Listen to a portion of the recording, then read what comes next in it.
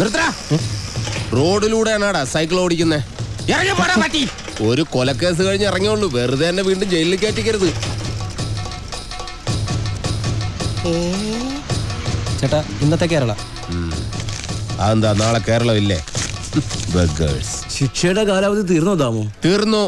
പക്ഷെ ഒരുത്തനെ തട്ടിയിട്ട് ഉടനെ തന്നെ തിരിച്ചു പോണം. 2 ഔൺസ് ദശമൂലം അരിഷ്ടം കഴിക്കുന്നുണ്ട്. അപ്പൊ തല്ലു നടത്താൻ പോവുകയാ. ആരാ കക്ഷി? കൊലക്കേസിൽ എനിക്കെതിരെ സാക്ഷി പറഞ്ഞ സുരേഷ് ഇല്ലേ, അവനെ തന്നെ. കൊലക്കേസോ? വാ, വാഴത്തോട്ടത്തിൽ നിന്ന് കൊലവെട്ടിയ കേസില്ലേ, ആ നായിന്റെ മോനല്ലേ എനിക്കെതിരെ പോലീസിന് മൊഴി കൊടുത്തത്. അവന്റെ കണക്ക് തീർത്തിട്ട് തന്നെ ബാക്കി കാര്യം. അരിഷ്ടം കുടിച്ച വകയിൽ ഇവിടെ കുറച്ച് കണക്ക് ബാക്കി. എന്തോ എങ്ങനെ? ഇനി കുറച്ച് ധന്വന്തരി കുഴമ്പെടുത്ത് വെച്ചോ. ആടി കഴിഞ്ഞ് തിരിച്ചു വരുമ്പോ എനിക്കൊന്ന് പുരട്ടാനാ. ബുദ്ധിജീവിടാ കണാപ്പാടാ.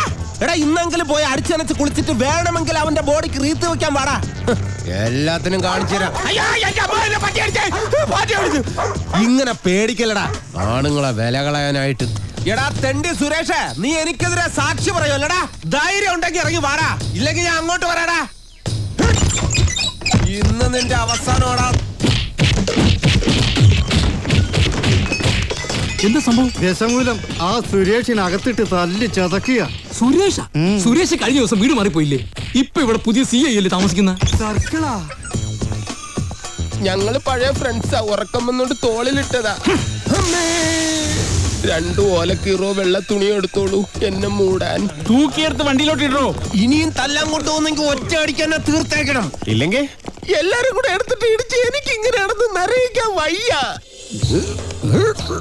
ചവിട്ടി തിരുമിയാലേ ശരിക്കും ഗുണമുണ്ടാവും. ചവിട്ടി തിരുമണ്ട സർക്കിളേമാൻ, ശരിക്കും ചവിട്ടി തിരുമിയതാ.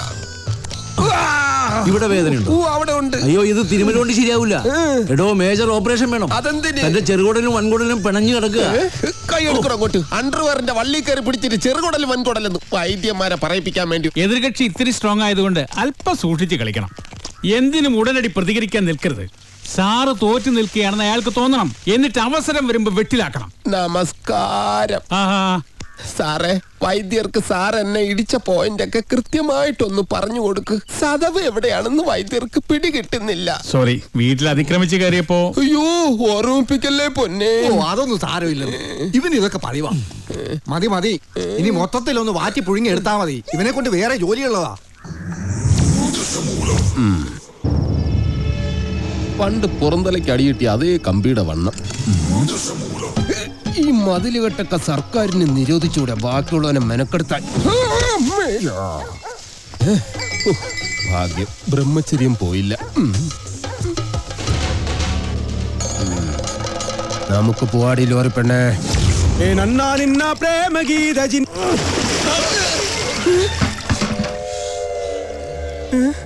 ഇവിടെ കിടന്ന ലോറി എന്തി? KD 2829. നിങ്ങളാരാ? ഊമകളാ? ഹലോ. ആ മുരുക, നമ്മുടെ കാണാതെ പോയി ലോറി കിട്ടി. പക്ഷെ എന്നെ കിട്ടണമെങ്കിൽ നിങ്ങൾ ഇവിടെ വരണം. ലോറി ഇപ്പൊ എവിടെ ഉണ്ട്? ലോറി അന്നാ കസേരപ്പുറത്ത് വന്ന അമ്മാവനില്ലേ, ആ അമ്മാവന്റെ വീട്ടിലേക്ക് കേറ്റി പാർക്ക് ചെയ്തിരിക്കുക.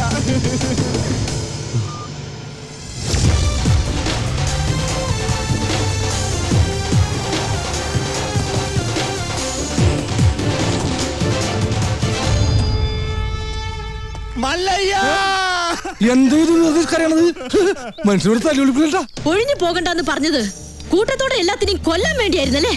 എല്ലാം തകർത്ത് കളയുന്നു ഇയാള് പറഞ്ഞപ്പോ ഇത്രയും ചെയ്തു കളയുന്നു ഞങ്ങൾ കരുതിയില്ല. ഇന്നലെ രാത്രി ആശാനും മക്കളും കാവിൽ കഥകളി കാണാൻ പോയില്ലായിരുന്നുവെങ്കിൽ എന്താകുമായിരുന്നു ഇവരുടെ കഥ? എന്നും ഈ വരാന്തയിൽ കിടന്നുറങ്ങിയിരുന്നു ഞാൻ. ഒരിറ്റു സ്നേഹത്തിന് വേണ്ടി നടത്തറ വാസന്തിയുടെ വീട്ടിൽ പോയില്ലായിരുന്നുവെങ്കിൽ എന്താകുമായിരുന്നു എന്റെ കഥ? കാക്കാം മല്ലയ്യ എന്ന് തൊണ്ട പൊട്ടുമാർ ഉച്ചത്തിൽ വിളിച്ചു പറഞ്ഞാൽ ഞങ്ങളോടത് വേണ്ടായിരുന്നു മല്ലയ്യ, വേണ്ടായിരുന്നു. മുതലാളിമാരൊക്കെ ഇങ്ങനെയാ ഗോപാല. ഒന്ന് പറയും, മറ്റൊന്ന് പ്രവർത്തിക്കും. ഉള്ള കിടപ്പാടം തകർത്തതിനേക്കായി ഭേദം ഞങ്ങളെ കൂടെ കൊല്ലാമായിരുന്നു. ആസാനം നിങ്ങളെ ഒളിപ്പിക്കാൻ എനിക്കിങ്ങനെ ഒരു നാടകം കളിക്കേണ്ട കാര്യമില്ല. അങ്ങനെ ഒളിപ്പിക്കണമെങ്കിൽ ഞാൻ ഒളിപ്പിച്ചിരിക്കും, അത് വേറെ കാര്യം. ഇത് ഞങ്ങളെ വണ്ടി ഏതോ കള്ള ഹുട കത്കൊണ്ട് വന്ന് ബോധമില്ലാതെ ഓടിച്ച് കേട്ടിയതാണ്. അല്ലാതെ ഞാൻ നിങ്ങളോട് അങ്ങനെ ചെയ്യുമോ? മല്ലയ്യ അത്ര നല്ല ദുഷ്ടനല്ല. കാര്യം അറിയാതെ ഇവനെ ഇങ്ങനെ ഉപദ്രവിച്ച നിങ്ങളോട് ഇങ്ങനല്ല പെരുമാറണ്ടേ. എന്തൊക്കെയായാലും നിങ്ങളുടെ ഈ ലോറിയല്ലേ ഞങ്ങളുടെ വീട് തകർത്തത്. അപ്പൊ സമാധാനം പറയേണ്ടത് അതിന്റെ ഉടമസ്ഥരായ നിങ്ങൾ തന്നെയാ. ഒരുപാട് കഷ്ടപ്പെട്ട് പണിയെടുത്തുണ്ടാക്കിയ വീടാ ഈ കാണുന്നത്, അറിയോ? നിങ്ങൾ വിഷമിക്കണ്ട. നിങ്ങൾ വീട് ഇതിൽ നല്ലതായിട്ട് ഞങ്ങൾ കെട്ടിച്ചു വിടും. അത് ന്യായം. ഏതോ മോഷ്ടാവ് കാണിച്ച അക്രമത്തിന് ഞങ്ങൾ എന്തിനു വീട് പണിഞ്ഞു തരണം എന്നൊക്കെ പറഞ്ഞ് വേണമെങ്കിൽ ഞങ്ങൾക്ക് ഒഴിയാം. പക്ഷേ ഞങ്ങൾ അങ്ങനെ ഒഴിയില്ല. കാരണം ഞങ്ങൾ മനസാക്ഷിയുള്ളവരാ. ഈ വീട് എന്റെ മേൽനോട്ടത്തിൽ ഞാൻ നേരിട്ട് നിന്ന് പണിപ്പിച്ചു തരും. കൺസാക്ബെട്ട നന്മകനെ.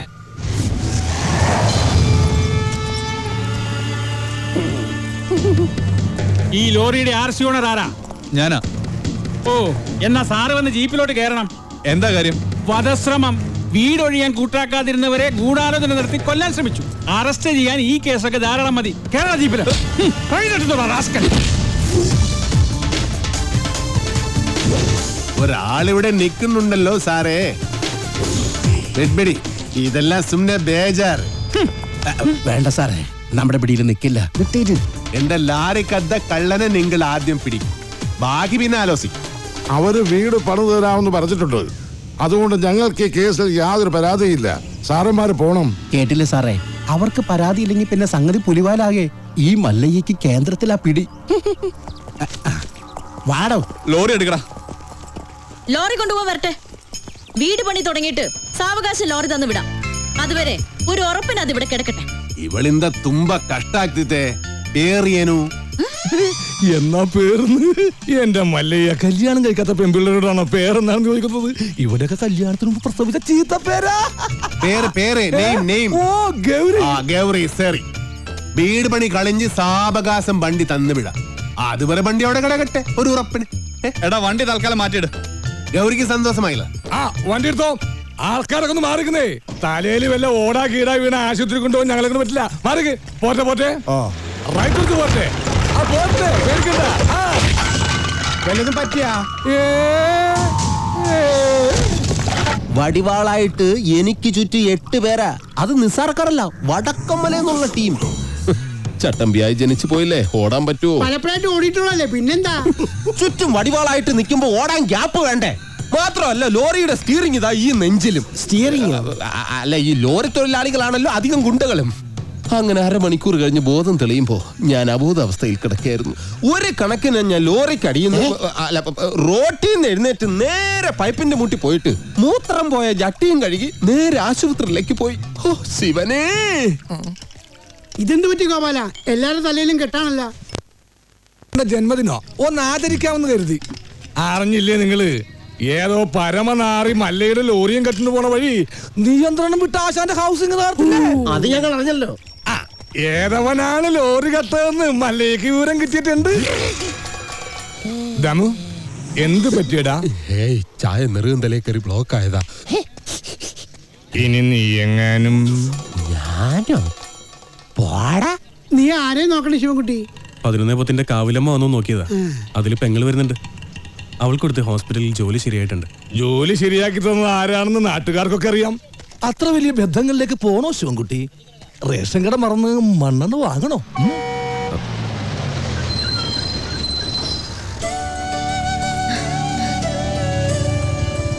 ചേട്ടൻ എന്താ വല്ലാതിരിക്കുന്നേ?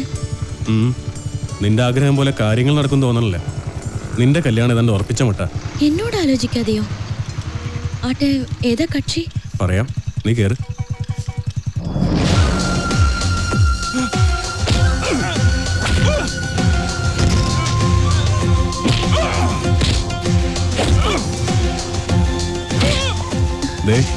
ആ തല്ലുന്നവനാ നിന്റെ ചെറുക്കൻ. ആ ക്രിമിനലോ? അയാളുടെ ശല്യം സഹിക്കാതെ ഞാൻ ഈ നാട്ടിൽ നിന്നേ പോയത്.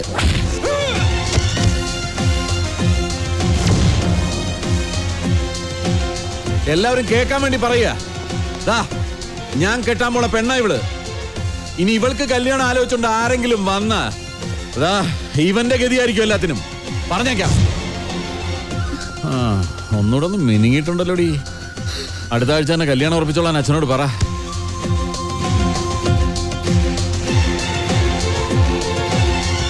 എല്ലാവർക്കും വിഷമമുള്ള കാര്യ.